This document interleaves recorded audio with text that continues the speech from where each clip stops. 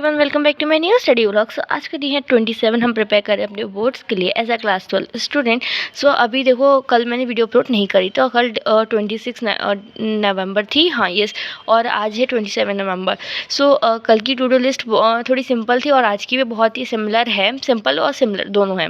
सो पहले तो moving and charges के चैप्टर के न्यूमेरिकल्स कर रही हूँ मैं अभी, क्योंकि इसके न्यूमेरिकल्स बहुत ज़्यादा ऐसे हैं, मतलब टिपिकल भी हैं और मुझे मतलब मुझसे हो नहीं रहा है अभी ठीक से। सच बोलूँ तो मुझे अभी भी सच में मतलब बार बार सॉल्यूशन देखने की ज़रूरत पड़ रही है। और बाकी चैप्टर तो बहुत इजी था, बहुत इंटरेस्टिंग था, बट इसके न्यूमेरिकल्स काफ़ी खतरनाक है। और डेरिवेशन तो इस चैप्टर में ओ गॉड इतनी सारी डेरिवेशन है, मतलब हर पेज पे ही डेरिवेशन है। कोई ऐसी टॉपिक नहीं होगा जिसमें डेरिवेशन के बिना उसे मतलब समझाया नहीं गया है। तो और इस वजह से थोड़ा चैप्टर लेंदी हो गया है।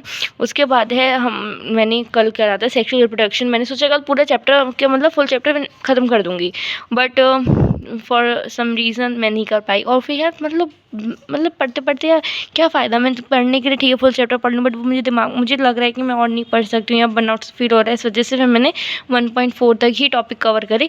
एंड मैं ऐसा नहीं पढ़ती हूँ कि अगर कल मैंने 1.3 तक टॉपिक कवर कर लिया तो आज 1.4 एक टॉपिक आज इससे शुरू करूँगी। मैं 1.1 से ही शुरू करूँगी, फिर 1.3 तक, फिर 1.4 तक जाऊँगी। एंड आज मुझे फुल चैप्टर करना है तो मीन्स मैं फिर से फर्स्ट पेज से यानी 1.1 टॉपिक से कवर करूँगी। जितना भी होगा लास्ट 1.6 तक ही है शायद, हाँ इतना ही है, ऐसे फिनिश करना है। और मतलब मैं करती हूँ ठीक है। और मैं सिर्फ एनसीईआरटी पढ़ रही हूँ, मैं कोई अलग से बायो के लिए नोट्स नहीं बना रही हूँ। मुझे कुछ लिखना होता है मैं उसी बुक के अंदर पेस्ट कर लेती हूँ और बना लेती हूँ। अच्छा जस्ट अ सेकेंड में तुम लोग को शो भी करती हूँ। So here it is. मुझे यहाँ पे कुछ मेंशन करना था, मैंने यहाँ लिखा। एंड यहाँ पे मुझे थोड़ा सा कुछ डायग्राम बना के मेंशन करना था, वो मैंने इधर लिख रखा है।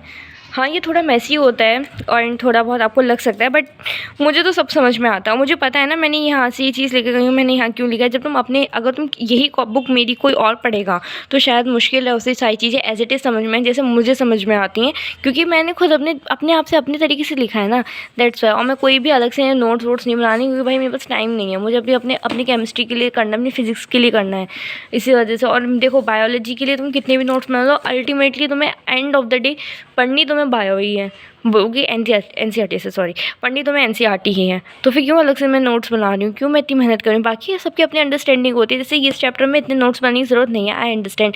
बट जो बायोटेक्नोलॉजी वाला चैप्टर है उसमें मतलब चीज़ें समझ नहीं आएंगी, क्योंकि उसमें थोड़ा डायग्राम होता है कुछ इंटरेस्टिंग तरीके से, तभी समझ में आता है। जो कि एक मैम है, उन्होंने उसी तरीके से समझाया, बहुत अच्छा पढ़ाया। मुझे उनका नाम याद नहीं आ रहा है, बाकी वो फिज़िक्स वाला से हैं ठीक है। और उन्हें बहुत ज़्यादा मतलब नॉन फेस है वो, ठीक है, बहुत ज़्यादा। तो आई थिंक तुम लोग को उनमें से काफ़ी लोगों को उन लोग का नेम पता होगा, बट मुझे अभी उनका नाम ध्यान नहीं आ रहा है बिल्कुल ही, बट मैं बता दूंगी बाद में, तुम लोग कमेंट करके पूछ लेना चाहें तो। ओके सो अभी देखो, उस चैप्टर के लिए तो चाहिए, तो उसके लिए तो मैं नोट्स वगैरह देखूंगी। और नोट्स वगैरह जहाँ तक मैंने बताया था मैं सौरभ रैना सर के ही पढ़ लूँगी। अगर मुझे फ़ोटोकॉपी करानी पड़ेगी तो मैं उन्हीं के नोट्स से कर लूँगी। उसके अलावा तो मैं एनसीईआरटी ही पढ़ रही हूँ अल्टीमेटली, और कुछ नहीं कर रही बायो के लिए। और मैं ये बता रही थी कि यहाँ पे मेंशन होता है गेम 1.1 1.2 1.3 1.4 1.5 ऐसे करके। तो मैंने कल 1.4 तो कर लिया ठीक है, उसका भी अभी आधा रह गया, ये भी काफ़ी बड़ा है टॉपिक। फिर उसके बाद अब मैं जब आज से पढ़ूँगी तो मैं आज यहीं से शुरू करूँगी, मतलब यहाँ से शुरू करूँगी एंड देन फिर लास्ट तक जाऊँगी, सो दैट मुझे चीज़ें लॉन्ग टर्म के लिए याद हो पाए और मैं बार बार रिविजन करके चीज़ें मेमोराइज़ कर लूँ। तो ये तो हो गया मेरा इसका बायोलॉजी का सिस्टम, ठीक है। और अभी आते हैं आज के लिए, आज की टू डू लिस्ट है। तो आज में है मूविंग चार्जेस के न्यूमेरिकल्स करने हैं एज इट इज़, जो मैं तुम्हें बताया। अभी भी कुछ नहीं तो मुझे और ऑलमोस्ट ज़रूरत है कुछ 50-60 न्यूमेरिकल्स करने की मूविंग एंड चार्जेस की, तब जाके आई विल श्योर कि ठीक है मैं दूसरे चैप्टर पे जा सकती हूँ। और अभी जैसे ये मूविंग एंड चार्जेस वाला चैप्टर हो जाएगा तो उसके बाद वो जो दूसरा चैप्टर है जो मैग्नेटिज्म करके है, वो भी मुझे लगता है थोड़ा चैप्टर ईजी है, तो उसमें मुझे नहीं लगता इतना टाइम लगेगा जितना मूविंग एंड चार्जेस में लग रहा है। And then second chapter and third chapter EMI, उसमें भी आई डोंट थिंक सो इतना टाइम लगेगा। बाकी फिर अगर ये मेरे 3 चैप्टर हो जाएंगे तो मेरे 6 चैप्टर तो एकदम अच्छे से हो जाएंगे, ठीक है। उसके बाद आएंगे, फिर उसके बाद मैं शुरू करूँगी अपनी मॉडर्न, क्योंकि मैं मतलब अभी थोड़ा वो चैप्टर करके थोड़ा अपना इस पे ध्यान दे लूँ, इस पे बायो पे और थोड़ा केमिस्ट्री पे। एंड देन उसके बाद मैं सीधा स्टार्ट करूँगी वाले चैप्टर्स। बताती हूँ क्या, ऐसा आई डोंट थिंक तुम लोग को समझ में आ रहा होगा। Okay so I mean electric and charges वाला फील्ड वाला चैप्टर ये हो गया है, ये हो गया है, ये हो गया है, ये भी ऑल्दो ये चल ही रहा है, हो ही जाएगा, मे गॉड ब्लेस मी, अच्छे से। उसके बाद ये हो जाएगा, फिर ये बस ये 2 चैप्टर करके फिर अल्टरनेटिंग और ये सब अभी रहने दूँगी मैं। ये 3 चैप्टर मतलब ये 4 चैप्टर 1 2 3 4 यही हो, हाँ ये चारों चैप्टर छोड़ दूँगी मैं। एंड अभी छोड़ूंगी नहीं, मतलब मैं अभी पढ़ूँगी, बट मैं इसके बाद मतलब EMI के बाद direct dual atom nuclear semiconductor ये करूँगी।